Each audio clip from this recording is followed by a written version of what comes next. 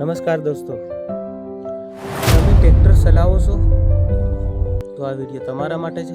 ખાસ કરીને જોજો, કેમ કે આમાં જે બી વાત કરું છું એ રિયલ અને હાસ્ય માટે, તમારા ભવિષ્ય માટે તમને કામ લગતી વાત આની અંદર હું બતાવીશ. અને लास्ट तक बने रहना. आई होप आप मैं भी अच्छा हूँ. घर पे हूँ. थोड़ा गुजराती थोड़ा हिंदी. आगे बढ़ते हैं, आपको मजा आने वाला है. नमस्कार दोस्तों, मैं हूँ अमृतलाल, તમારો ભાઈ. તમારું સ્વાગત કરું છું ફેસબુક પર. આજે ઘણા સમયથી બ્લોગ નહોતો બનાવ્યો, આજે બનાવવા જઈ રહ્યા છે. મારા ગળામાં માળા છે, થોડુંક દવા નાખેલી છે. સવારે 8 વાગી ચૂક્યા છે. અમારા એરિયામાં આવી રીતનું વ્યૂ દેખાશે તમને. આજે ટ્રેક્ટર આપણું ઘણા તૈયાર કરી નાખ્યું છે ઓલરેડી. અમે અત્યારે તૈયારી કરી દીધી છે જવા માટે. આ બાજુને બી આવી રીતના દેખાય છે. આપણું ટ્રેક્ટર તૈયાર થઈ ચૂક્યું છે દોસ્તો. જોઈએ ને, આ રીતનો ઘડો આપણો તૈયાર થઈ ચૂક્યો છે. કેટલો મસ્ત ધોઈ ધાઈ સાફ કરી નાખી છે દોસ્તો. હવે જવાના છે અમે કામ કરવા માટે. જોઈને આવી રીતે સાધનની આપણે કાળજી રાખવી પડે. આના ટ્રેક્ટરને લેવા માટે મેં કેટલી બધી પરેશાની સામનો કરવો પડ્યો દોસ્તો. અને આને લેવા માટે મેં બહુ કોશિશ કરી. અહીંયાના બોલ બહુ ઢીલા થઈ જતા છે દોસ્તો. અહીંયાના બોલ બહુ લોડ પડે અહીંયા, એટલે આ બી બોલ આજે બી ટાઈટ કર્યા, અત્યારે બી ધોઈ ધાઈ સાફ કરી નાખ્યું. અત્યારે કમ્પ્લીટ રેડી કરી નાખ્યું આને. એટલે કેમ કે આની ખાસ કાળજી રાખવાની જરૂર છે આપણે. બધી વખતે દરેક વખતે તાકાત ક્યાં પડે? અહીંયા સેન્ટરમાં. અહીંયા તાકાત પડે દોસ્તો. આખું ટોલું ભરેલું હોય આપણું. આ ટોલું ભરેલું હોય એટલે માટી ભરેલી, ખાતર ભરેલી, ગમે એવો લોડ ભરો તમે તો અહીંયા વજન પડે. અહીંયા ખાસ લોડ પડે. અહીંયા એક જ એક્સલ પર ચાલતું હોય છે. અહીંયા એક જ એક્સલ પર ચાલે એટલે અહીંયા લોડ પડવાથી ઘણું બધું નુકસાન થઈ શકે છે. અને આને તમે આપો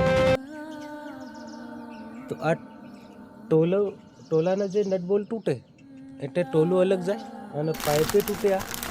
આ પાઇપ તૂટી જાય. બીજા નંબરમાં અહીંયા કેટલું બધું નુકસાન થઈ શકે છે. અને બીજા નંબરમાં ટાયરને બતાવું તમને. ટાયરના બોલનું બી ધ્યાન રાખવું પડે. અમે બધા ટાયર બોલ અમે નવા કરી દીધા, એક જ જૂનો છે. પાછળનો બી ઓકે કરી નાખ્યું છે. આ પિન મારી આ બાજુના બધા જ બોલ જૂના જ છે, પણ કામ કરે જ છે ઓલરેડી અને ફિટ જ છે. અને આ ફિટ એના માટે છે કે સારી રીતે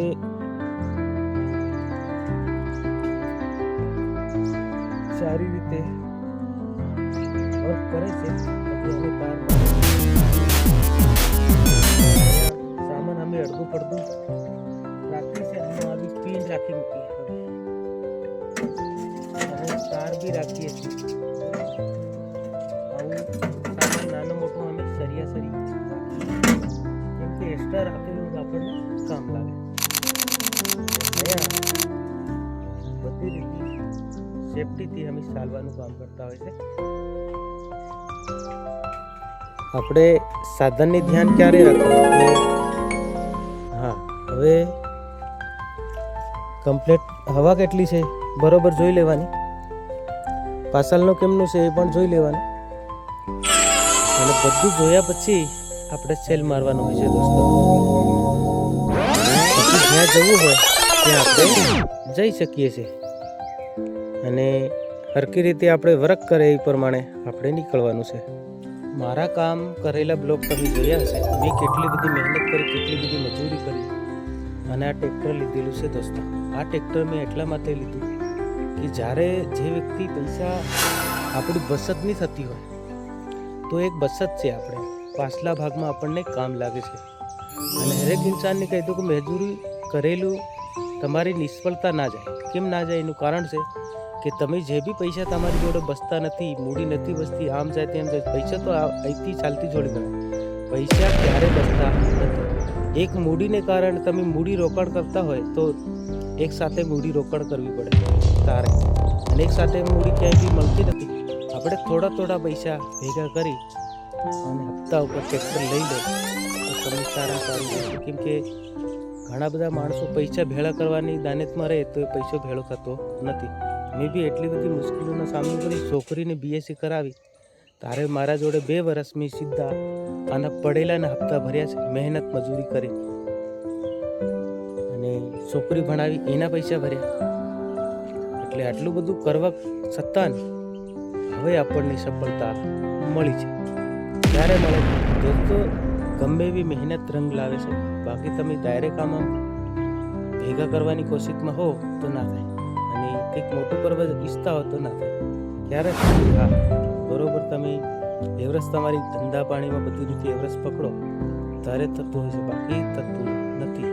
કોશિશ હંમેશના માટે કરતા રહો, આગળ વધતા રહો, એવી ઈચ્છા રાખું છું. અને આઈ હોપ આપકો ये ब्लॉग સારો લાગે तो लाइक शेयर कमेंट જરૂર કરતા, અને અમારી ચેનલ કો ફોલો બી જરૂર કરો. બધી જ વાતો આપણી જ્ઞાનની આવશે, દરેક માણસોને મોટિવેશનનો વિડીયો રહેશે, દરેક માણસોને કામ લગતા આપણે વાત કરતા છે. એટલે લાસ્ટ તક બને રહેના. બધા ટ્રેક્ટરો કરતા આ ટ્રેક્ટર એવરેજમાં છે, બધી રીતે વજનમાં બી છે, અને ગમે એટલું ટોલું ભરેલું હોય તો અદ્ધર નથી થતું. અને બીજા નંબરમાં કે આના ટ્રેક્ટરમાં જે 4 પિસ્ટનનું ટ્રેક્ટર આવે છે એ કલાકે 3.5 લીટર ખાય છે, અને આ ટ્રેક્ટર છે આપણે ફક્ત 2.5 લીટર ખાતું હોય છે. કેમ કે આયા એવરેજ આપણને બહુ સારી મળે છે, આમાં ઓછા પૈસા બી આપણે કમાઈ શકીએ છીએ અને બચત થઈ શકે છે. કેમ કે વધારે ડીઝલ ખાઈ જાય તો મેન્ટેનન્સ આપણું બચતું નથી, અને આમાં મેન્ટેનન્સ બી લઈ લઈએ છે, ડ્રાઈવરના બી કાઢી છે, ડીઝલ બી કાઢી છે, મેન્ટેનન્સ બી નીકળી જાય છે. એટલે આવી ધ્યાન કરીને લાવવાનું સાધન કે આપણને 2 પૈસો ચડે. બાકી તમે પાવરફુલ એન્જિન જોવા જાઓ તો એમાં તમે 3.5 લીટર 4 લીટર બી ખાઈ શકે છે કલાકની અંદર, તો તમારી જોડે બચશે શું. ભાવ તો આજકાલ પાણીના ભાવે કામ કરતા હોય છે દોસ્તો.